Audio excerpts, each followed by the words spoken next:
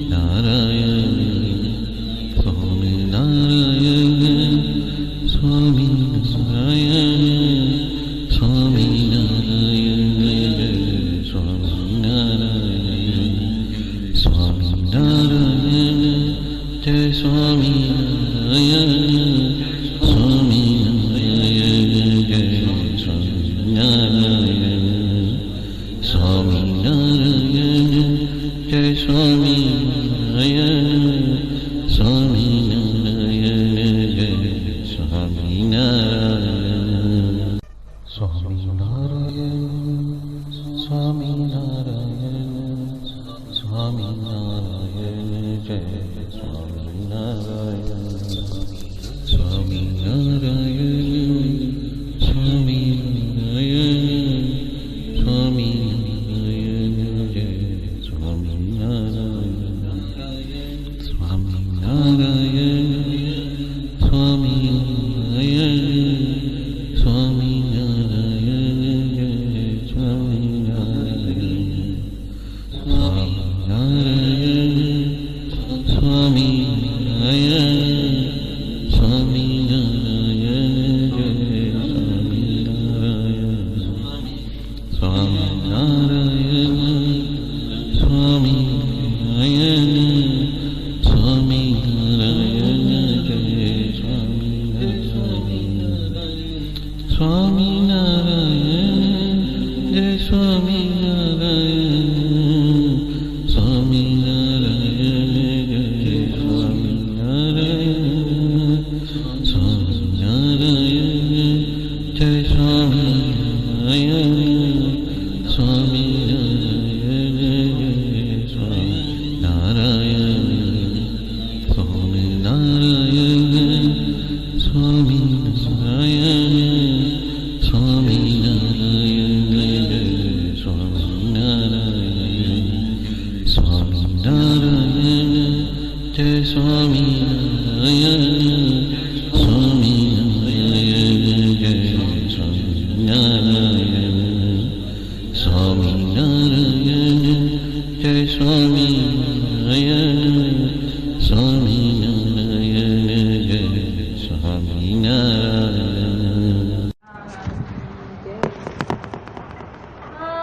આપીએ શું આપનારાને અમે આપીએ શું આપનારાને અમે આ દિલ અને સાસુ વિનાશું અમરને આ દિલ અને સાસુ વિનાશું અમરને આપીએ શું આપનારાને અમે આપીએ શું આપનારાને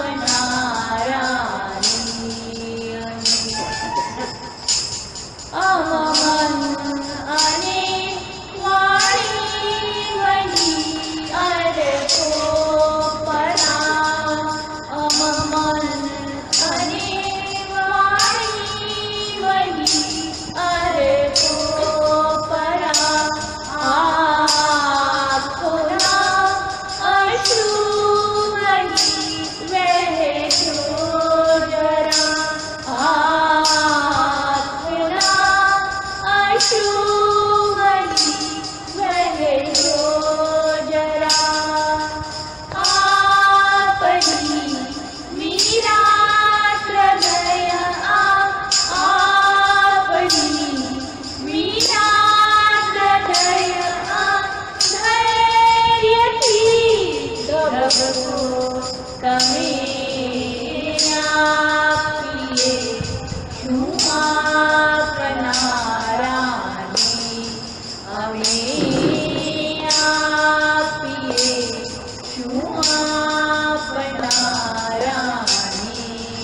અમે આ પૂજાઓના વ્યાપમાં વ્યાપો જરા આ પૂજાઓના વ્યાપમાં વ્યાપો જરા ડગલાની સેવા કાજ અરે કો બળ કરા ડગલાની સેવા કાજ અરે કો બળ કરા ચહેરો તો દર્પણ છે દિલનો ચહેરો તો દર્પણ છે દિલનો સ્મિતમાં ખીલજો તમે આપીએ શું આપનારાને અમે આપીએ શું આપનારાને અમે હે તાત તમને વ્યક્તિ રૂપે જાણીએ હે તાત તમને વ્યક્તિ રૂપે જાણીએ રૂપ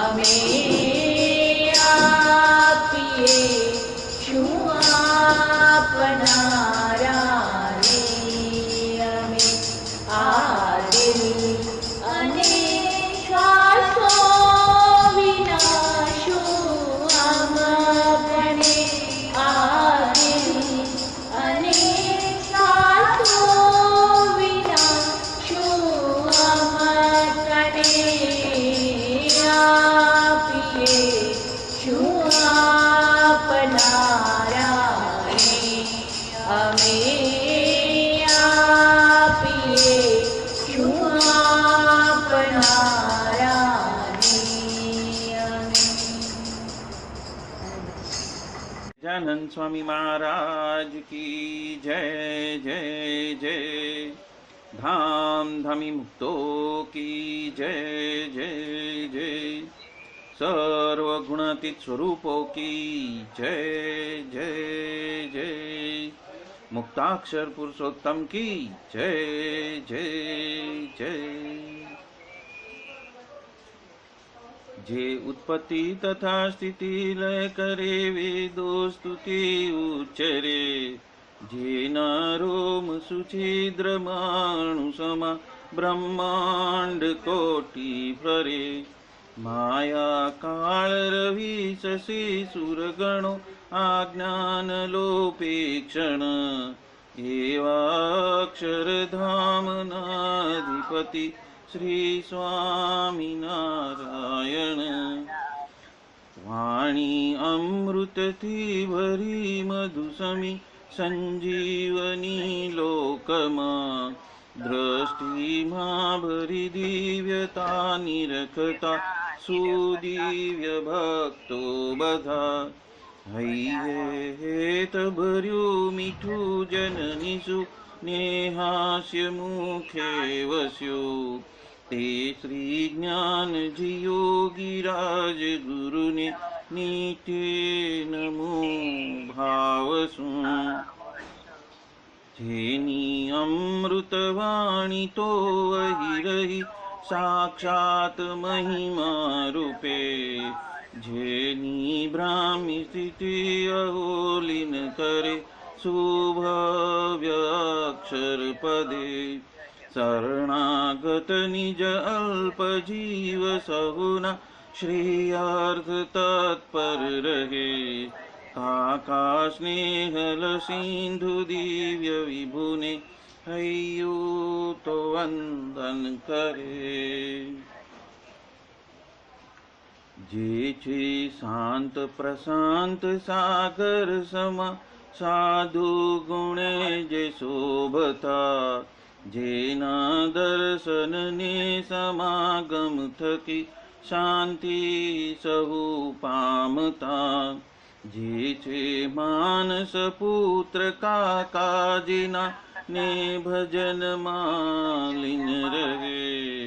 एवा साधक वृंदना गुरु सुरत वंदन भरत भाई ने। भक्ति सभर गुलतान थईने महापूजा जे करे। अनुरूति अद्भुत जाळवी રીઝવ્યા કાકાજીની। મલકંતુ મુખ પુલકિત હૈયું યુવાનોની જે ગમી। એવા સુરદ ભૂલકુ વિરલ વંદન અહો અસી ભાઈની।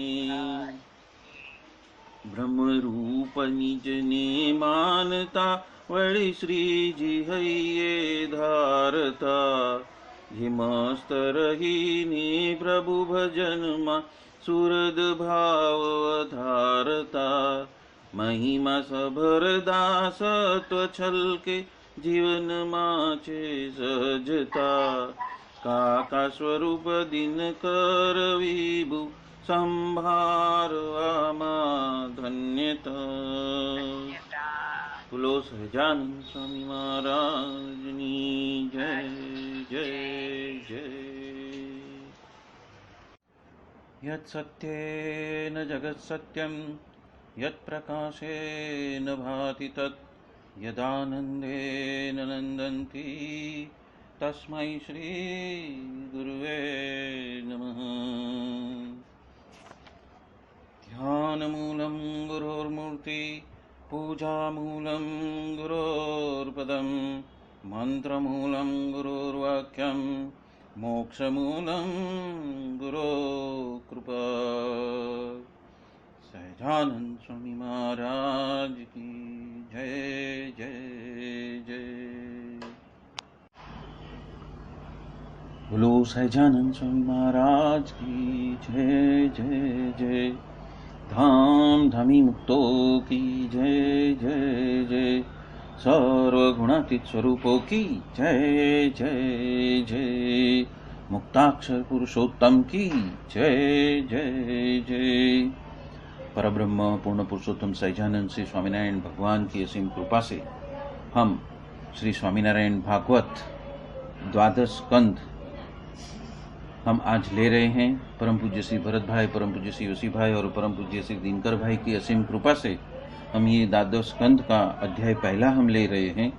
ये द्वादश स्कंध में श्री जी के मस्तक की हमने धारणा की हुई है, लेखक ने धारणा की हुई है, आनंदानंद स्वामी ने। ये द्वादश स्कंध है, 12वां स्कंध है और उसमें जो लीला चरित्र है वो श्री जी महाराज का अक्षरधाम वास और सत्संग में सदा साक्षात्कार उसको लिया गया है। तो हम आज ले रहे हैं स्कंध 12वां और अध्याय पहला। अध्याय पहला में जो श्लोक दिया गया है उसका मतलब यह होता है कि प्रथम भक्ति माता और धर्म के वहां पे प्रकट होकर और तत्पश्चात अनेक तीर्थों में तीर्थाटन करने के पश्चात तत्पश्चात दुष्ट कर्मों की शांति, साधुओं को शरण लेना और सद्धर्म का स्थापन करना और तत्पश्चात हिंसा बिना अनेक यज्ञ करनी और मूर्तियों की प्राण प्रतिष्ठा करनी और आचार्य की स्थापना करनी और तत्पश्चात वो अक्षरधाम में वो पधारते हैं। ये सभी कार्य भगवान श्री स्वामीनारायण ने सत्संगियों के प्राण रूप बताए हैं, किए हुए हैं। अभी इस अध्याय पहला में अक्षरधाम और श्री जी महाराज के स्वरूप का वर्णन है। ब्रह्मानंद स्वामी को जूनागढ़ में वो भेज देते हैं और गुणातीतानंद स्वामी गढ़पुर पधारते हैं और ये बात इस अध्याय में आती है। आनंदानंद स्वामी कहते हैं कि श्री जी महाराज का तेज रूप अक्षरधाम है। वो कोटि कोटि सूर्य, चंद्र और अग्नि उसके जैसा ही प्रकाशमान है, अनंत है, अपार है और अत्यंत श्वेत है, जिसको ब्रह्मपुर कहते हैं, सच्चिदानंद कहते हैं और ब्रह्म माहौल भी कहते हैं। और उसमें पूर्ण पुरुषोत्तम श्री सहजानंद स्वामी बसे हुए हैं, जिसको परमात्मा कहते हैं, परब्रह्म भी कहते हैं। वो अक्षर से भी, क्षर और अक्षर से दोनों से परे हैं, सर्वज्ञ है, सर्वकर्ता है, सर्व के नियंता है, सर्व के अंतर्यामी भी है, स्वप्रकाशी है, स्वतंत्र है, मूल अक्षर और ब्रह्मरूप ऐसे अनंत कोटि मुक्तो जिनकी उपासना कर रहे हैं वो सर्वोपरि और सभी अवतारों के अवतारी ऐसे श्री सहजानंद स्वामी हैं। वो कैसे है? तो यह चक्षु इंद्रियों की वजह से वो दिखने में आते हैं, जो यत्किंचित रूप वो देखना वो उनका रूप नहीं है। मतलब चक्षु और इंद्रियों के वजह से जो दिखाई देता है तो वो उनका रियल स्वरूप नहीं है। श्रवण के वजह से जो सुनने में आता है वो कोई शब्द मात्र नहीं है, वो जैसे उनके शब्द नहीं है।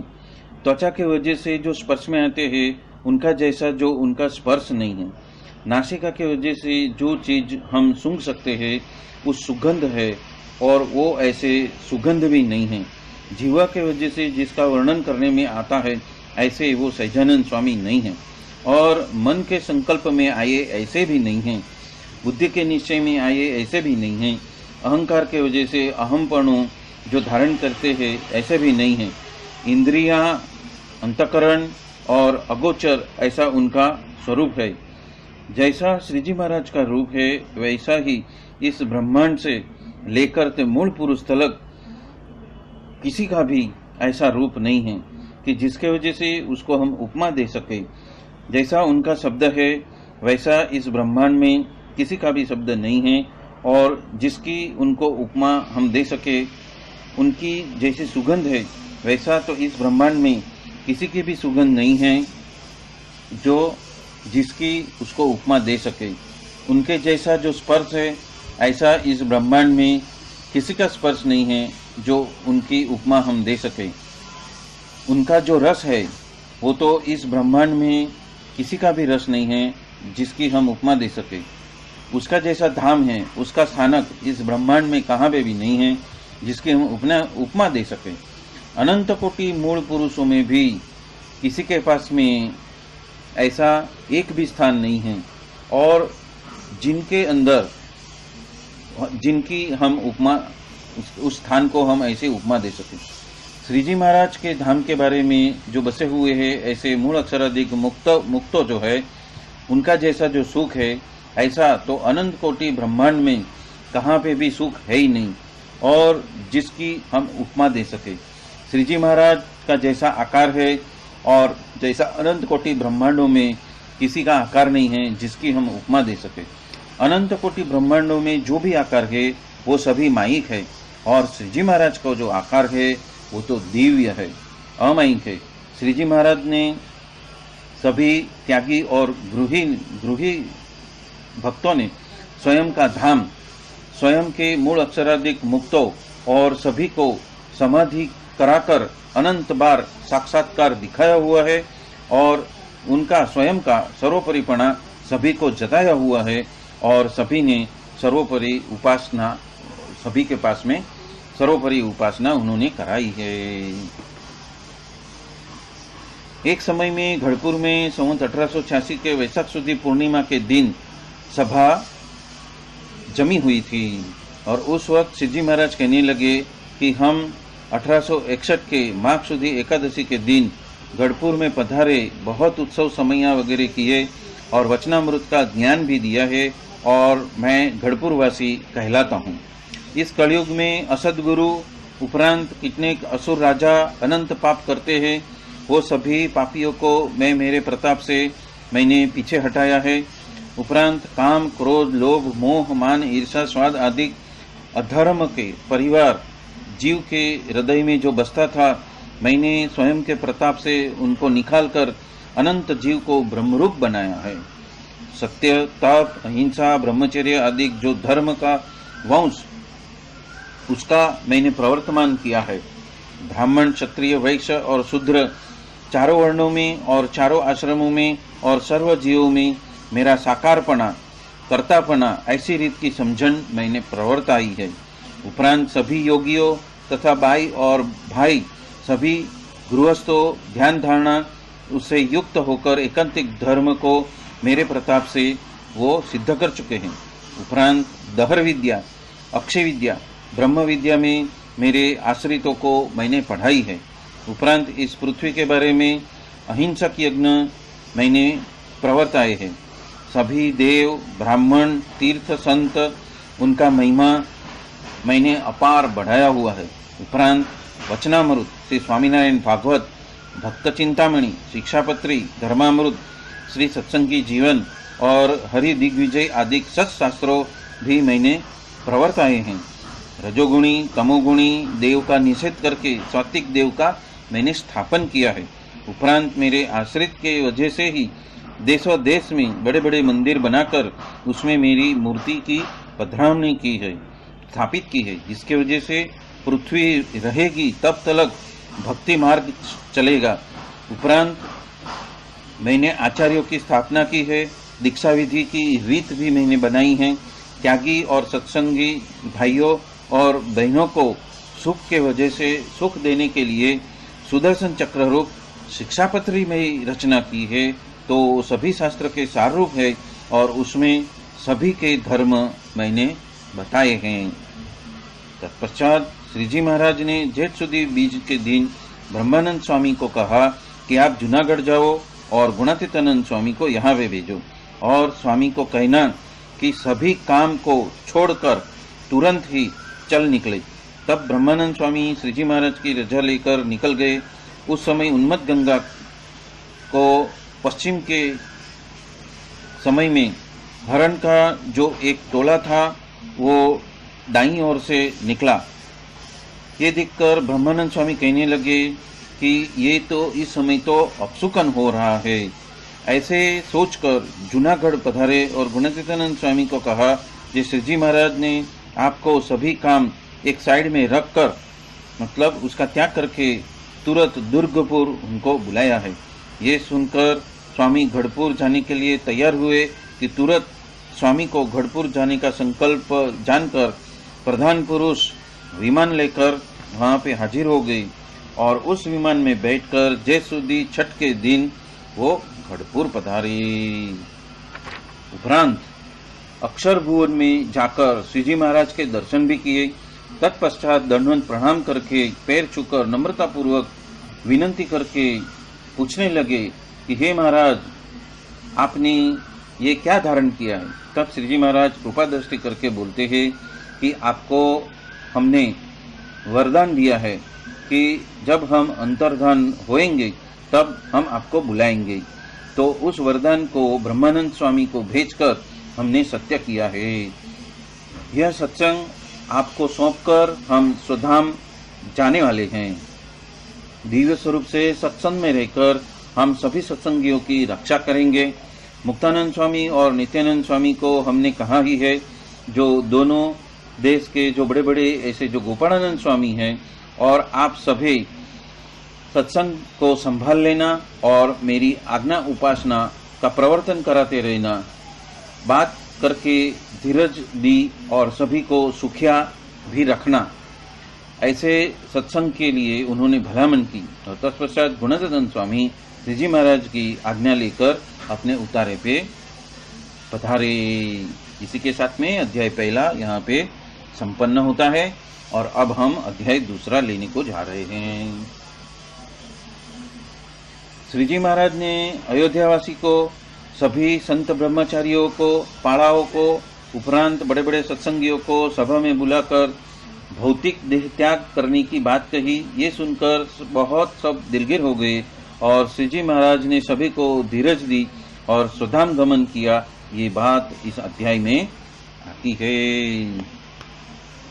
अब आनंदानंद स्वामी कहते हैं, श्रीजी महाराज ने राम प्रताप भाई, अयोध्या प्रसाद जी महाराज, रघुवीर जी महाराज, मुक्तानंद स्वामी, गुणातीतानंद स्वामी, गोपालानंद स्वामी, नित्यानंद स्वामी, सुख स्वामी, योगानंद स्वामी, निष्कुलानंद स्वामी, विधात्रानंद स्वामी, भायात्मानंद स्वामी, बाल मुकुंदानंद स्वामी वगैरह वगैरह वगैरह सभी संतों, मुकुंदानंद ब्रह्मचारी, वासुदेवानंद ब्रह्मचारी, अखंडानंद ब्रह्मचारी, आदि आदि ब्रह्मचारी, रतन जी, मियाँ जी, भगुजी आदि आदि पाड़ा, दादा खाचर, सूरा खाचर, सोमला खाचर, हरजी ठक्कर, सारंगपुर वाले, जीवा खाचर, वाघा खाचर, भगा दोषी, पर्वत भाई वगैरह वगैरह बड़े बड़े सत्संगियों को भी बुलाए और सभा में कहा कि जिस हेतु से मैं इस पृथ्वी के ऊपर अवतार धारण किया था वो सभी कार्य मैंने परिपूर्ण किया है। इसलिए अब अंतर्ध्यान होने की मैं इच्छा रखता हूँ। तो आप सभी धीरज रखना और कलेश नहीं करना। आप जब मुझे याद करोगे तब प्रत्यक्ष दर्शन के लिए मैं हाजिर हो जाऊंगा। इसलिए आप सभी राजी होकर मुझे रजा दे दो। ये सुनकर सभी आकुड़ वाकुड़ होने लगे। कितने तो लकड़े के माफिक गिर गए, कितने तो कितनी की तो नाड़ियाँ भी ऐसे खींच गई, कितने की तो कोई तो रोने लगा। इसी रीत से सभी विलाप और कल्पांत करने लगे और कहने लगे कि हमें भी आपके साथ में लेकर जाओ। आपके दर्शन के बिना अन्न जल जहर जैसे बन जाएंगे और आप जब धाम में विराजते हो तब हम यहाँ अभी हमें रहना नहीं है। हे नाथ, ऐसा करो मत। इतने दिन सुख दिया है, अब दुख के दिन अब हमें बताओ मत। उस समय श्रीजी महाराज ने विचार किया कि ये सभी का मेरे में हेत है और मेरे बिना वो नहीं रह सकेंगे। एकात्मिक धर्म को प्रवर्तन करने के लिए त्यागी गृही भाइयों बहनों वो जहाँ हैं वहाँ ही उनको दिव्य रूप से दर्शन दिया और कहा कि मैं दिव्य रूप से एकांतिक भक्त में और संपूर्ण सत्संग में हाजरा हजूर रहने वाला हूँ। मेरे पीछे कोई आत्मघात नहीं करना। यदि मेरी आज्ञा का उल्लंघन करोगे तो मेरा आपके साथ मिलाप नहीं रहेगा। उपरांत आप जब भी मुझे याद करोगे तब मैं सभी को दर्शन भी दूंगा और क्षणे क्षणे में रक्षा भी करूंगा। ऐसी रीत से धीरज दी और सभी के मन व्रज जैसे बना दीजिए। तब सभी कहने लगे कि आपके बारे में तो कोई दिन मनुष्य बुद्धि आती ही नहीं है और आपकी ये माया हमारे अंदर व्यापे ही नहीं, और आप जो जो लीला करो वो अलौकिक ही प्रतीत हो और सत्संगी का कभी भी अभाव न आए। देश काल क्रिया के वजह से कभी भी आपकी विस्मृति हुए ही नहीं और काम क्रोध लोभ मोह ये कभी व्यापे ही नहीं। आपको भजते हुए कोई पदार्थ बीच में आए ही नहीं और दया करके हमें ये वरदान दे दो। उपरांत कभी हमारे अंदर देहाभिमान न रहे, कुसंगी का संग न हो और अधर्म के बधम से हम बच जाए। हमें तार देना, कभी भी संसारी सुख हमें देना मत, विमुख में हमें वास देना नहीं, जगत की जो बड़ाई है वो भी हमें मत देना, मद है मत्सर है ईर्षा से भी हमें तार देना, एकांतिक का समागम देना और नास्तिक का संग हमें देना मत। तत्पश्चात श्री जी महाराज ने आशीर्वाद दिया कि मेरी माया में आप नहीं बंधोगे, मेरा और मेरे सत्संगी का अभाव भी नहीं आएगा, आपकी भक्ति में कोई विघ्न नहीं आएगा और अंतःशत्रु भी आपको नहीं नड़ेंगे। ऐसा आशीर्वाद राजी होकर दिया। सभी की मनोवृत्ति एक श्री जी महाराज में है, अंतर में अतिशय उदास है। उस समय पृथ्वी के ऊपर अतिशय बड़े बड़े उत्पात होने लगे, कठोर पवन बहने लगा, पेड़ पौधे पहाड़ सब गिरने लगे, पृथ्वी में कंपन आने लगे, आकाश में कठोर कड़ाका होने लगा, कितनी जगह पे तो बिजली चमकने लगी, कितने तमोगुणी देवों के स्थानक टूट के बिखर गए और अवतारों की जो प्रतिमा तथा गाय वगैरह है वो रुदन करने लगे। सत्पुरुष के मन ऐसे बहुत विचलित हो गए। सूर्य का प्रकाश था वो भी एकदम झांका हो गया। हरिभक्त के दाएं अंग फरकने लगे, स्वप्न में अति अपसुकन होने लगे। बहनों के जो बाएं अंग वो फरकने लगे। श्री जी महाराज अंतर्धान हो जाएंगे ऐसा सभी के मन में हो गया। इसीलिए कितने ने तो सोने का दान ब्राह्मणों को दे दिए, कितने ने अन्न के दान दे दिए, कितने ने गोदान भी देने लगे, कितने को नहीं तो घी के भी दान दिए। उस समय में राधा कृष्ण, लक्ष्मी नारायण, वासुदेव, नर नारायण, ब्रह्मा, विष्णु और शंकर, अनिरुद्ध, प्रद्युम्न और संकर्षण वो सभी देवों वहां पे आ गए और श्री जी महाराज की स्तुति करने लगे। सतयुग, त्रेतायुग, द्वापर युग के सभी मनुष्य श्री जी महाराज के पास में आकर प्रार्थना करने लगे और कहने लगे, हे पूर्ण पुरुषोत्तम महाराज, आपने जीवों का अत्यंतिक कल्याण किया हुआ है, ऐसा किसी ने नहीं किया और करेंगे भी नहीं। इसीलिए हम सभी विनती पूर्वक हम मांग रहे हैं कि जो आपके चरणारविंद का समीपपना, नजदीकपना और आपके परम एकांतिक भक्त का समागम हमें दे दीजिए, ये हमारी प्रार्थना है। तब श्री जी महाराज ने तथास्तु कहा और तत्पश्चात सभी अपने अपने स्थानक में विराजित हो गए। श्री जी महाराज ने स्वयं का ऐसा अलौकिक प्रताप दिखाकर संवत 1886 के जेठ सुद दसम और मंगलवार मध्याह्न काल पे स्वयं ने बाजट के ऊपर विराजमान हो गए और उन्होंने अपने स्वरूप का ध्यान किया। तत्पश्चात समाधि में जो होता है ऐसा सभी को दिखाया। उस समय मुकुंदानंद आदि ब्रह्मचारी, गोपालानंद स्वामी, गुणातीतानंद स्वामी, नित्यानंद स्वामी, मुक्तानंद स्वामी आदि सभी परमहंस तथा दोनों आचार्य, उपरांत दादा खाचर आदि वगैरह वगैरह भक्त, हरिभक्त सभी बैठे हुए थे। उस समय में श्री जी महाराज के अंग में से तेज निकला और वो संपूर्ण दरबार में तथा दस दिशा में व्याप्त हो गया और वह तेज अनंत कोटि ब्रह्मांड में प्रसारित हो गया। अष्ट आवरण को भेद कर अपने तेज के साथ में एकाकार हो गया और वहां से मुक्त दिव्य विमान लेकर आए और श्रीजी महाराज को प्रार्थना की और कहा, हे महाराज पधारो। इसलिए श्रीजी महाराज दिव्य स्वरूप से विमान में विराजमान हो गए और सभी धाम के अवतारों को और देवों को अपने दर्शन देते हुए उनकी पूजा ग्रहण करते करते वो अपने धाम में मुक्तों के साथ में विराजे। निष्कुड़ानंद स्वामी चंदन के काष्ठ का सुंदर विमान तैयार करके लाए हुए थे।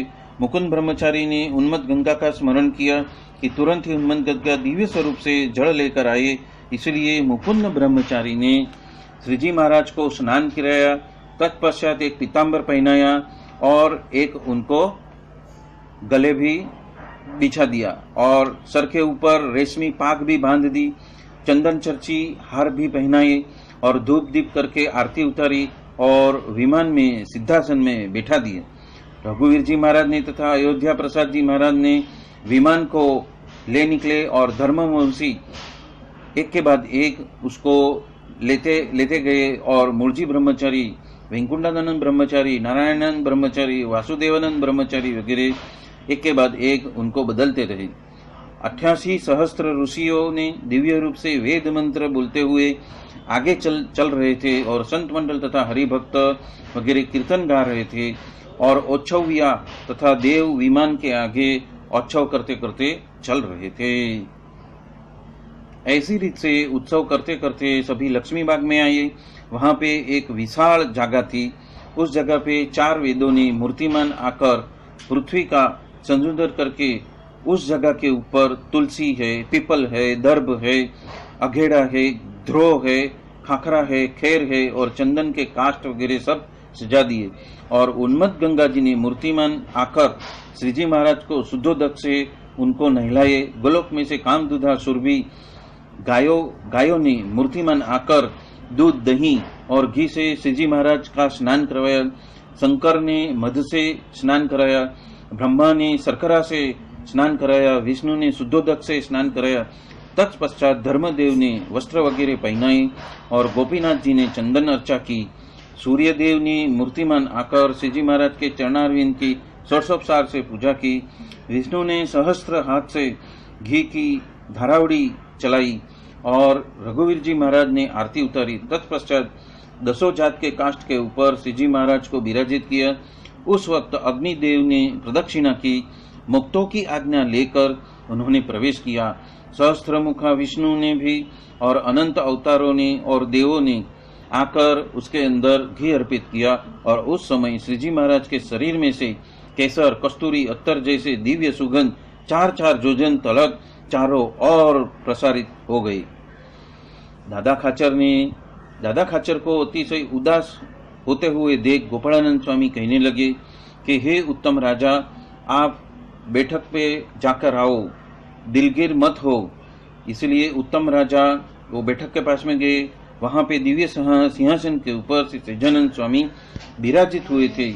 चारों ओर अत्तर, चंदन, केसर और अमृत के फुवारे उड़ रहे थे। अनंत दिव्य मुक्त मूल पुरुष, भूमा पुरुष और सभी अवतारों की सभा वहां पे आयोजित हुई थी। सभी श्रीजी महाराज की अमृतवाणी सुन रहे थे। ऐसी रीत से दिव्य सभा में सहित श्रीजी महाराज के दर्शन होने की वजह से दादा खाचर को बहुत ही आनंद के फव्वारे उड़ने लगे। दादा खाचर ने श्रीजी महाराज को स्वयं के पास में बुलाए और पूछा कि हे उत्तम राजा, उदास क्यों प्रतीत होते हो? तब उत्तम राजा कहने लगे कि मैंने जाना है कि आप देह तो रख गए हो, आप तो यहाँ पे मुक्तों के साथ में ब्रह्मानंद बरसाते हो। तत्पश्चात श्रीजी महाराज ने राजी होकर दादा खाचर को गुलाब के फूल का हार और फल का प्रसाद भी दिया और कहा कि हमें दिव्य साकार ही जानना। तत्पश्चात दादा खाचर श्रीजी महाराज को दंडवत प्रणाम करके पैर छूकर आशीर्वाद लेकर गोपालानंद स्वामी के पास में आ गए। गोपालानंद स्वामी ने पूछा कि जो दादा खाचर ये हार कहाँ से आया? तब उन्होंने कहा कि ये हार तो श्रीजी महाराज ने फल सहित मुझे दिए हैं और श्रीजी महाराज तो बैठक के बारे में सभा में विराजमान ही हैं। ये सुनकर सभी राजी हो गए और तत्पश्चात गोपालानंद स्वामी ने दादा खाचर को कहा कि ये हार प्रसादी का है, आप संभाल के रखना। और उस गुलाब के हार के फूल आज तलक अमरा खाचर के दरबार में हाजरा हजूर है। अनंत देवियों और उन्मत्त गंगा आदि सभी तीर्थों मूर्तिमान आकर यज्ञ की शांति के लिए अमृत के घड़े वहां पे बरसाने लगे। और इसी के साथ में अध्याय दूसरा यहाँ पे संपन्न होता है। अब हम चलते हैं अध्याय तीसरे की ओर। अध्याय 3 में श्री जी महाराज ने दिव्य स्वरूप से अपनी पादुकाएं दे दी और संत हरि भक्तों को जो जो जगह थी वहां पे हर एक ठिकाने के ऊपर दिव्य स्वरूप से दर्शन दिए। ये बात इस अध्याय में आती है। आनंदानंद स्वामी कहते हैं, तत्पश्चात धर्मवंशी ब्रह्मचारी सभी संत वर्ग पार्षद तथा हरि भक्तों ने उन्मत्त गंगा में पुरुषोत्तम के घाट के ऊपर स्नान करके वापस आए और स्नान करके शुद्ध वस्त्र पहनकर अक्षर भुवन में वो पधारे। वहां पे सबको दिए हुए जो सुख है वो याद कर वो शोक करने लगे। और ये देख के श्री जी महाराज अनेक मुक्तों के साथ में जैसे अक्षरधाम में थे ऐसे दिव्य स्वरूप से दर्शन देकर गादी तकिए के ऊपर विराजित हो गए। उस वक्त सभी श्री जी महाराज को दंडवत प्रणाम करके पैर छूने लगे। तत्पश्चात श्री जी महाराज कहते हैं कि आप मेरा वचन को लोप कर आप शोक क्यों करते हो? मैं तो अजर हूँ, अमर हूँ, अविनाशी हूँ, इसलिए उदास होना नहीं। मैं आपसे दूर गया ही नहीं। ऐसा कहकर अपनी पादुका श्री रघुवीर जी महाराज को दे दी और कहा कि गोपीनाथ जी मंदिर में आप जब जाओगे वहां पे हमारा दर्शन होएगा। और ऐसा कहकर वो स्वयं अदस्य हो गए।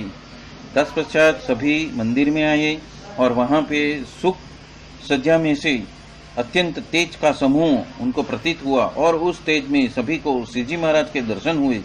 कितने तो उस वक्त श्री जी महाराज के कोट में से हार उतारकर उन्होंने अपने स्वयं के गले में से हार उतारकर श्री जी महाराज ने दे दिए। कितने को तो जो उंगली की सान करके उंगली के इशारे से नजदीक बुलाए और जिनका जैसा श्री जी महाराज का रूप जिन्होंने चिंतन किया था उसी रूप से उन्होंने दर्शन भी दे दिए। श्री जी महाराज ने उस वक्त किसी को भंडार का काम करने को कहा या किसी को घर जाकर खाना खा के आने को कहा, किसी को सर पे हाथ रखा और किसी को बाथ में भीड़ कर मिले और कहा कि मैं इस सत्संग के अंदर दिव्य स्वरूप से मूर्तिमान रहकर सभी सत्संगी का मैं रक्षण करने वाला हूँ, इसीलिए सदा ब्रह्मानंद में रहना और मेरा दृढ़ आश्रा रखना।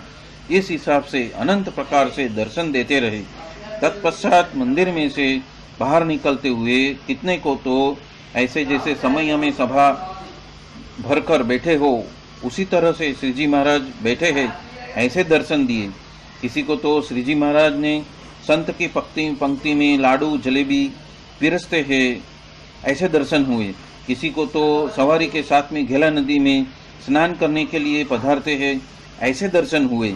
और इसी रीत से जैसे जैसे जिस रीत से हो सके वैसे वैसे दर्शन वो देते रहते थे। उस वजह से वीर का दुख बहुत प्रतीत हुआ नहीं। ऐसे दर्शन न दिए होते तो बहुत सारी आत्माओं का जो देह है वो गिरने वाला था। पर श्री जी महाराज परम दयालु है और उस वजह से दर्शन दे दे के सभी की रक्षा की है और तत्पश्चात सभी अपने अपने स्थानक में विराजित हो गए। बड़ौदा के हरिभक्त रामचंद्र वैद्य संघ सहित गढ़पुर आते थे। वो गांव उगामेड़िए पहुंचे और वहां पे श्री जी महाराज ने 10 बार सवार सहित जेठ सुदी दशम के दिन दोपहर के 3 बजे रामचंद्र वैद्य तथा सभी को दर्शन दिए। इसीलिए सभी ने दंडवत प्रणाम किया और तत्पश्चात श्री जी महाराज ने उनको पूछा, जो आप क्यों पधार रहे हो? तब रामचंद्र कहने लगे कि आपकी तबीयत नरम है, ये सुनकर हम बड़ौदा से आपके दर्शन के लिए आए हैं। ऐसा सुनकर श्री जी महाराज कहने लगे, हे वैद्यराज मेरे हाथ की नाड़ी तो देखो आप। तत्पश्चात रामचंद्र वैद्य नाड़ी देखने लगे, रोग तो कुछ है ही नहीं। तब श्री जी महाराज कहते हैं, आप गढ़पुर जाओ और सभी संत के दर्शन करना। हम सारंगपुर जा रहे हैं, वहां से कल गढ़पुर में आएंगे। तत्पश्चात रामचंद्र वैद्य गढ़पुर गए। वहां पे उनको बात समझ में आई कि श्री जी महाराज ने तो देहोत्सर्ग किया है, इसीलिए वो आश्चर्यचकित हो गए। धोलेरा के रहीश प्रेमी पुंजा भाई के बहन, एक जो अजूबा और दूसरे फुलीबा गढ़पुर सिजी महाराज के दर्शन करने आ रहे थे। उनको निंगाड़ा गांव में नदी के कांठे के ऊपर ही गाड़े को छोड़कर उन्होंने आराम किया और जल वगैरह पिया। उस वक्त दरबार सवारों के साथ सिजी महाराज ने जेठ सुदी दशम के दिन उस बहनों को दर्शन दिए। तब सिजी महाराज ने उस दोनों बहनों को पैर लगकर, पैर छूकर समाचार पूछा। तब सिजी महाराज कहते हैं, आप क्यों जा रहे हो? तब वो बहनें बोली, आपकी तबीयत नरम है, ऐसा समाचार सुनकर आपके दर्शन के लिए आ रहे हैं। हे प्रभु, आप सिद्ध पधार रहे हो, आप यहाँ पे क्यों पधारे हो? तब सिजी महाराज कहने लगे, हमारे शरीर में कोई रोग है ही नहीं, हम कार्याणी हरि भक्तों के दर्शन देने जा रहे हैं और आज की रात कार्याणी में रहेंगे और कल गढ़पुर में आएंगे, इसलिए आप गढ़पुर पधारो। ऐसा कहकर प्रसादी का हार जो थे वो दोनों बहनों को दे दिए। तत्पश्चात दोनों बहनों ने गढ़पुर आए। वहां पे सिजी महाराज के देहोत्सव के बारे में सुना और वो भी आश्चर्यचकित हो गए। पिपलाना के नरसिंह मेहता की पुत्री लाडूबाई ने भी सारे गांव में उनको आखा नाम के गांव में उसकी शादी कराई थी। उनके घर पे सिजी महाराज उनको दर्शन देने पधारे और रात को साध कर उनको जगाए और वहां पे सभी हरिभक्त के साथ में उतारा किया और कहा कि रसोई बनाओ, हमें तो खाना खा के चलना है। और बहनों ने रात को रसोई बनाई। वो सिजी महाराज भक्त के साथ में उन्होंने ग्रहण किया। बहन कहते, हे महाराज, आपने दर्शन देकर हमको कृतार्थ किया है, हम तो आपके शरीर से कसर है ऐसा सुनकर गढ़पुर आने वाले थे, पर हमारे ऊपर दया लेकर हमको दर्शन दे दिए और सभी चिंता हमारी टल गई। हे प्रभु, आप यहाँ पे क्यों पधारे हो? ये सुनकर सिजी महाराज कहने लगे, अब तमाम रोग चला गया है और भक्तों को भी राजी करने के लिए हम यहाँ से आगे चल रहे हैं और देशों देश में घूमने वाले हैं। इतना कहकर तैयार होकर घोड़ी पे बैठकर सवार हो गए, आगे चल दिए। बहन तो जान रहे थे कि मेरे बेटे को भी मैं जगा दूं और प्रकट प्रभु के दर्शन करा दूं। तत्पश्चात अन्य रूम में भी पुत्र को जगाने के लिए गई और उसको स्पर्श करके वो रूम के बाहर आई और ओसरी में आ गई और वहां पे सिजी महाराज अदृश्य हो गए। और बहुत सारे व्यक्तियों ने पूछा कि सिजी महाराज को यहाँ पे किसी ने देखा है? तब सभी ने ना कही। तो वो बहन ने सभी को पूछा और वापस घर पे आई और ध्यान करके देखा, तब दिव्य स्वरूप से सिजी महाराज को उन्होंने देखा। सिजी महाराज ने कहा कि आपका भाव देखकर हम आपके घर रसोई कराकर हमने उस रसोई को ग्रहण किया है। अन्य भी हरि भक्त मंदवाड़ सुनकर गढ़पुर जा रहे थे। उन्होंने अपनी दिव्य स्वरूप से दर्शन देकर गढ़पुर जाने के लिए कहा। बड़ी पूर्णानंद स्वामी मेथान से सिजी महाराज का मंदवाड़ सुनकर भूख से और तरस से गढ़पुर आए और सिजी महाराज स्वधाम पधार चुके हैं वो सुनकर जहाँ सिजी महाराज का अग्नि संस्कार था उस स्थान पे वो आकर संपूर्ण दिन और रात विलाप करके विरह के कीर्तन बोलते ही रहे। और उस समय दिव्य स्वरूप से सिजी महाराज ने दर्शन दिए और कहा कि मेरे बारे में देह भाव टालकर दिव्य भाव लाओ और उस वजह से आपका भी देह भाव टल जाएगा। इतना कहकर सिजी महाराज अदृश्य हो गई। और तत्पश्चात पूर्णानंद स्वामी ने ऐसा निश्चय हो गया कि श्रीजी महाराज की मूर्ति उनको जीव के अंदर दिखने लगी और रुआड़े के अंदर रोम रोम के अंदर आनंद के फव्वारे छूटने लगे। ऐसी रीत से अखंड श्रीजी महाराज का दर्शन हुआ और श्रीजी महाराज का जो ऐश्वर्य सामर्थ्य किसी भी मुक्त से तथा अवतारों से वो समझ नहीं पाए तो मनुष्य जात कैसे जान सकेंगी। ये जो सहजानंद स्वामी की रमत में तो असुर भी बहुत परेशान हो गए। श्रीजी महाराज स्वयं आश्रित जो बहनों हैं भाई वगैरह हैं उनके घर प्रत्यक्ष अन्न उनको खाते हुए ग्रहण करते हुए देखा। कितने को तो हार और तोरा उन्होंने अर्पण किया। कितने भाइयों को बहन को तो कष्ट पड़े तब मूर्तिमान दर्शन देने लगे। कितने हरि भक्तों के साथ में तो वटे मार्ग होकर चलते हैं और किसी को सामने मिलते हैं। कितने को तो वो 5-10 सवार सहित घर पे जाते हुए दर्शन देते हैं। कितने हरि भक्तों के ऊपर हेत लाकर उसको रात को बुलाते हैं कितनी बार तो हरि भक्तों के सभा में आकर प्रकटपने से वो बात भी करते हैं और स्वयं के भक्तों की खबर अंतर भी लेते हैं। सभी भक्तों के आगे बैठकर वो कागज पत्र लिखाते हैं। कितने हरि भक्तों के संकल्प देखकर उनके पास से पानी मंगवाकर वो पीते हैं। कितने हरि भक्त को वो मिलते हैं। कोई यदि भेंट रख जाता है तो वो पैर छूते हैं। उपरांत कोई समय में हरि भक्त के घर के बारे में पलंग में श्री जी महाराज सो रहे हैं ऐसा दर्शन देते हैं। जो हरि भक्त को जैसे जैसे समय में जो मतलब याद कर रहे हैं वो समय में श्री जी महाराज दर्शन दे रहे हैं। श्री जी महाराज स्वधाम विराजित हुए हैं। उसके दूसरे दिन सुबह में मूलजी ब्रह्मचारी अक्षर भुवन में पधारते हैं। तब श्री जी महाराज को पलंग में सोए हुए देखकर नित्य के नियम के हिसाब से उनको जगाकर दातन पानी वगैरह देकर उन्हें पानी से मतलब कि थोड़ा सा गर्म पानी का इस्तेमाल करके उनको स्नान कराते हैं। सभी नित्य विधि उनको कराते हैं और तुरंत ही श्री जी महाराज अदृश्य हो गए। तब ब्रह्मचारी को स्मृति आ गई कि कल तो श्री जी महाराज स्वयं अक्षरधाम में विराजित हो गए हैं। ये तो दिव्य स्वरूप से दर्शन देकर सेवा अंगीकार की है और उसके आगे सभी का शोक नाश होता है और स्वयं अतिशय आनंदित होते हैं। और इसी के साथ में अध्याय 3 यहाँ पे ही संपन्न होता है। बोलो सहजानंद स्वामी महाराज की जय जय जय। धाम धामी मुक्तो की जय जय जय। सर्वगुणातीत स्वरूपों की जय जय जय। मुक्ताक्षर पुरुषोत्तम की जय जय जय। बोलो सहजानंद स्वामी महाराज की जय जय जय। धाम धामी मुक्तो की जय जय जय। सर्वगुणातीत स्वरूपों की जय जय जय। परब्रह्म पूर्ण पुरुषोत्तम सहजानंद श्री स्वामीनारायण भगवान की असीम कृपा से और परम पूज्य श्री भरत भाई, परम पूज्य श्री वसी भाई और परम पूज्य श्री दिनकर भाई के असीम अनुग्रह से आज हम श्री स्वामीनारायण भागवत का स्कंध 12वां और अध्याय 4 हम ले रहे हैं। अध्याय 4 में श्री स्वामीनारायण भागवत की कथा सुनने के लिए दोनों आचार्य, सभी संत, सभी हरिभक्त, सभी अवतार और सभी देव आते हैं। ये बात इस अध्याय में आती है।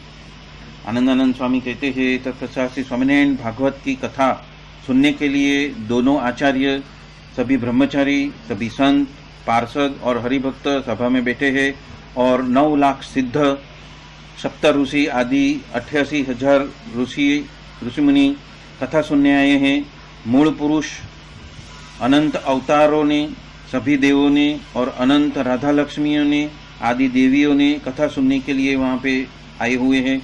उस वक्त श्री जी महाराज मुक्तों सहित पधारे हैं, इसलिए सभी खड़े होकर उनको पैर छूते हैं। तत्पश्चात श्री जी महाराज पाट के ऊपर विराजमान होते हैं, इसलिए रघुवीर जी महाराज ने श्री जी महाराज को चंदन चर्चा की, हार पहनाया, अत्तर छांटा, आरती उतारी और तत्पश्चात श्री जी महाराज ने श्री स्वामीनारायण भागवत की कथा कहने के लिए नित्यानंद स्वामी को आज्ञा की।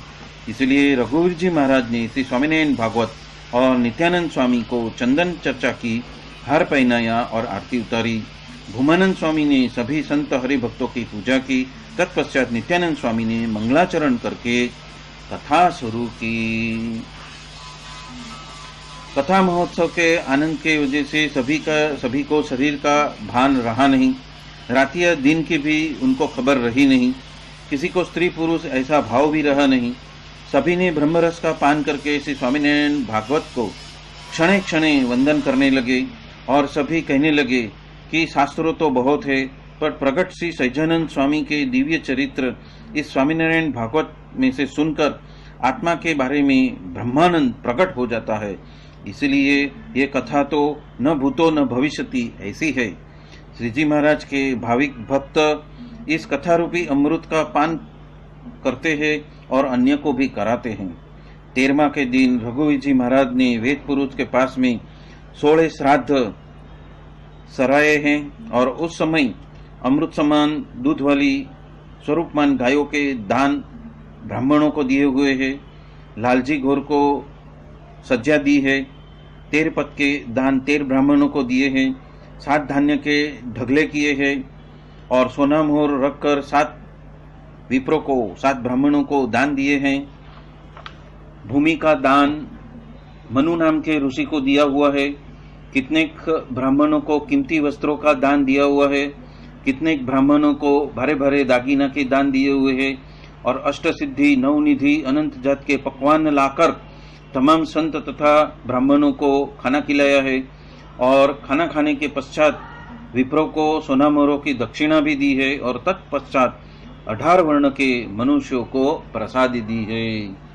श्री स्वामीनारायण भागवत की कथा की समाप्ति हुई उस वक्त प्रथम रघुवीर जी ने श्री जी महाराज को चंदन अर्चा की, हार पहनाए, अत्तर भी छिंटका और आरती उतारी और उसी हिसाब से ही पुस्तक को व्यास की पूजा करके और वस्त्र भी दिए। तत्पश्चात देवों ने श्री जी महाराज की, श्री स्वामीनारायण भागवत की और व्यास की पूजा करके और कहा कि श्री स्वामीनारायण भागवत सुनने से अनंत जन्मों के पाप तथा ताप उसका नाश हो जाता है।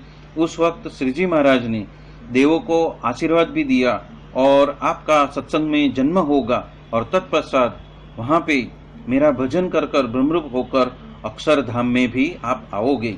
तत्पश्चात देवों ने श्री जी महाराज को पैर छुए और अपने अपने स्थानक में पधारे। प्रत्यक्ष श्री जी महाराज का दर्शन करके विराग्नि का जो ताप वो नाश होते ही ऐसा प्रतीत होता था कि सज्जनानंद स्वामी तो दिव्य साकार मूर्ति ही है। उनके देह धरना या रखना ये तो मनुष्य भाव ऐसा हम रख नहीं सकते। इसके वजह से माया के गुण, उनके अंदर तो माया के गुण है ही नहीं। जो दिखती है वो तो नट की माया के माफिक और झंझवा के जल के माफिक, उसको समझना।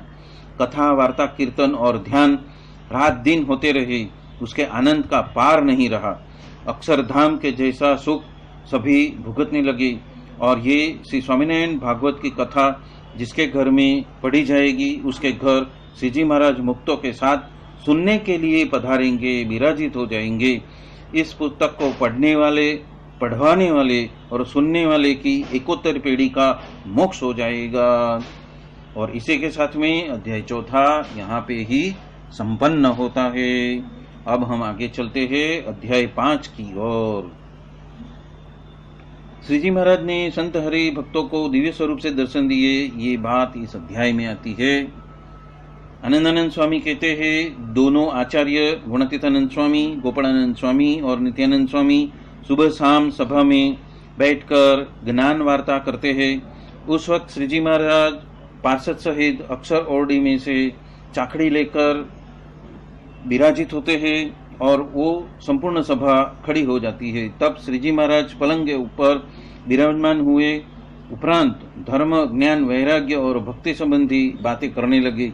तब जिस तरह से चकोर की दृष्टि चंद्र के सामने ऐसी एकजुट हो जाती है, उसी तरह से सभी की वृत्ति श्री जी महाराज में जुड़ गई। श्री जी महाराज ने खूब बातें की, अपार सुख दिया और तत्पश्चात अदृश्य हो गए। ये देखकर मुक्तानंद स्वामी, गोपालानंद स्वामी, दादा काचर वगैरह वगैरह सभी संत हरि भक्त सब आश्चर्यचकित हो गए। एक वक्त आरती के वक्त सभी संत हरि भक्त धुन बोलते थे। उस वक्त श्री जी महाराज पधार कर सभी के साथ में धुन करने लगे और तत्पश्चात धुन अष्टक वगैरह बोलकर वो स्वयं अदृश्य हो गए। ये देखकर सभी को दृढ़ खात्री हो गई, दृढ़ विश्वास हो गया कि श्री जी महाराज तो सदा सत्संग में प्रकट रहे हैं। एक वक्त रघुवीर जी महाराज के पत्नी विरजाबाई ने स्वयं के नियम के मुताबिक थाल किया। तब तुरंत श्री जी महाराज खाने को पधारे। थाल को समाप्त करके जलपान करके मुखवास लेकर अदृश्य हो गई। तब विरजा देवी को स्मृति आई कि श्री जी महाराज तो अक्षरधाम में विराजित हो चुके हैं, इसीलिए आज तो दिव्य स्वरूप से मेरे घर पर आकर थाल ग्रहण किया है। तब उन्होंने ऐसा जाना कि श्री जी महाराज तो सदाकाल सत्संग में प्रकट स्वरूप में ही विराजित है। श्री जी महाराज दिव्य स्वरूप से जब चाहे वहां पे दर्शन देते हैं, समाधि करा के जाते हैं और अक्षरधाम के दर्शन होते हैं और यहाँ के आके यहाँ पे भी दर्शन उनके होते हैं। ऐसी रीत से अनंत स्थानकों में दर्शन देते रहते हैं और अपने भक्त से एक आंख के मटके की माफिक भी इतनी समय तलक भी वो अलग रहते ही नहीं हैं। सभी अवतार के कारण पूर्ण पुरुषोत्तम ऐसे सहजानंद स्वामी का ऐसा प्रताप देखकर अति आनंद और हर्षित होते हैं। कितने तो हाथी की अंबाड़ी के ऊपर बैठे हैं, ऐसे दर्शन हरि भक्तों को देते हैं। रथ है, वेल है, गाड़ा है, घोड़ा है आदि के ऊपर बैठकर सखा के साथ में हरि भक्तों को दर्शन देते हैं। श्री जी महाराज को जैसे कोई सुख देते नहीं हैं, ऐसा कोई देने वाले नहीं हैं। मतलब कहने का तात्पर्य यह है कि श्री जी महाराज ने जैसा सुख दिया है वैसा सुख देने के लिए कोई सामर्थ्य धराता नहीं है। श्री जी महाराज के चरित्र में मैंने संक्षेप से कहा, चरित्र तो अपार है। ब्रह्मा के आयुष्य रहता है फिर भी उसका पार आए नहीं। शेष जी 1000 जीव से यदि उसका वर्णन करे तो भी वो कह नहीं सकते। गणेश, शारदा, अगम और निगम से भी श्री जी महाराज के चरित्र का पार उसको पा नहीं सकते हैं। गढ़ड़ा में मूर्जी ब्रह्मचारी बीमार हुए, वहां पे तो श्री जी महाराज की प्रार्थना करने लगे। उतने में श्री जी महाराज ने दर्शन दिए। तब ब्रह्मचारी ने पैर छूकर स्तुति करके कहा कि हे महाराज, अब मुझे धाम में लेकर जाओ। तब श्री जी महाराज ने कहा कि इस मंदिर को शुद्ध कराओ, इसलिए हम आपको लेने के लिए आएंगे। ऐसा कहकर अदृश्य हो गए। तत्पश्चात ब्रह्मचारी अच्छे हो गए और कड़िया को बुलाकर मंदिर को फिर से वापस अच्छा बनाने का काम किया और वो 2 बरस में वो व्यवस्थित हो गया। तत्पश्चात वड़ताल से आचार्य श्री रघुवीर जी महाराज, सदगुरु गोपालानंद स्वामी, नित्यानंद स्वामी वगैरह संत पार्षदों को लेकर जल झिलनी के समय के ऊपर गढ़ड़ा में पधारे और जूनागढ़ से गुणातीतानंद स्वामी भी संत हरि भक्तों के साथ लेकर समैया के ऊपर भी वो आ गए, सब आ गए। और भादरवा सुदी पूनम के रोज सभा में रघुवीर जी महाराज, गुणातीतानंद स्वामी, गोपालानंद स्वामी, मूलजी ब्रह्मचारी, वासुदेव ब्रह्मचारी और आनंद ब्रह्मचारी वगैरह सब बैठे हुए थे। वहां पे नित्यानंद स्वामी ने बातें की और बातें करते हुए कहा कि ये मूर्जी ब्रह्मचारी ने बहुत मेहनत से इस गोपीनाथ जी का मंदिर को वापस बनाया है, पुनर्स्थापित किया है। इस मंदिर के ऊपर पत्थर का कलश जो है, आगे चलते हुए उस पे सोना का कलश चढ़ेगा और ये लकड़े के सिंहासन है, उसके जगह पे सोने के सिंहासन और द्वार हो जाएंगे। और ये सब आरस, यहाँ पे सब जगह पे आरस पान वो उसकी लादी बिछाई जाएंगी। और यदि कोई राजा सत्संगी हो जाएगा तो मंदिर के शिखर वगैरह है, घूमटा वगैरह है, कांगरा वगैरह है और मंदिर को चारों ओर से वो सोना से उसको लाद देंगे। पर ये रघुवीर जी महाराज जैसे जो आचार्य और गुणातीतानंद स्वामी तथा गोपालानंद स्वामी जैसे साधु तथा मूर्जी ब्रह्मचारी और आनंदानंद ब्रह्मचारी जैसे ब्रह्मचारी और दादा खाचर जैसे हरिभक्त फिर से नहीं मिलेंगे। इसी रीत से बहुत सारी बातें की और तत्पश्चात मूर्जी ब्रह्मचारी ने कड़िया को बुलाकर पूछा कि मंदिर को वापस पुनर्स्थापित करने का काम कितना दिन का बाकी है। तब कड़िया कहते हैं 3रे दिन मंदिर का काम पूर्ण हो जाएगा। तब जब मंदिर का काम पूर्ण हो गया तब मूर्जी ब्रह्मचारी ने सभा में आकर कहा कि आज मुझे धाम में जाना है। ऐसा कहकर सभी के साथ में अक्षर भुवन में दर्शन करने गए और नीचे बैठकर पैर छुए और एकदम गड़गड़े हो गए, भाव विभोर हो गए। और तत्पश्चात अक्षर भुवन की प्रदक्षिणा घूमी और अपने सिंहासन पे, अपने आसन पे आ गए और सबको बुलाकर भलामण कही कि अब आप सब भजन करो। इसलिए सब भजन करने लगे। तब श्री जी महाराज अनंत मुक्तों को लेकर ब्रह्मचारी को लेने के लिए पधारे। उस समय संपूर्ण मंदिर में तेज हो गया और सभी साधु हरि भक्तों को भी श्री जी महाराज के अनंत मुक्तों के साथ में दर्शन भी हुए। और तत्पश्चात मूर्ति ब्रह्मचारी इस भौतिक देह का त्याग करके दिव्य देह से अक्षरधाम में विराजित हो गए।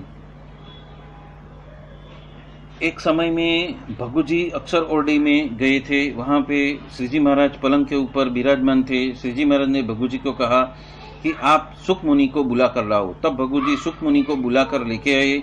इसलिए श्री जी महाराज ने कहा कि हमें एक पत्र लिखाना है। ऐसा कहकर आप उस हिसाब से आप लिखना। ऐसा कहकर वो पत्र लिखाया। तत्पश्चात वो पत्र लिख रहे, उसके बाद श्री जी महाराज कहने लगे अब फिर से उसको पढ़ो। इसलिए सुखमुनि ने फिर से उसको पढ़ा और तुरंत ही श्री जी महाराज अदृश्य हो गए और लिखा हुआ पत्र सुखमुनि के हाथ में रह गया। और ये देखकर सुखमुनि तथा भगु जी बहुत आश्चर्यचकित हो गए और जाना कि श्री जी महाराज तो सत्संग में प्रकट रूप से ही विराजमान हैं। श्री जी महाराज जब सौधाम पधारे तब ब्रह्मानंद स्वामी जूनागढ़ मंदिर वो बना रहे थे। वहां पे उन्होंने श्री जी महाराज के देहोत्सव का समाचार जाना। इसीलिए रत्ना मिस्त्री को कहने लगे कि अब तेरे हाथ में जो पत्थर है वो नीचे डाल दे और कारखाना का काम भी बंद कर दो। ऐसा कहकर कारखाना बंद रखकर सब रोने लगे।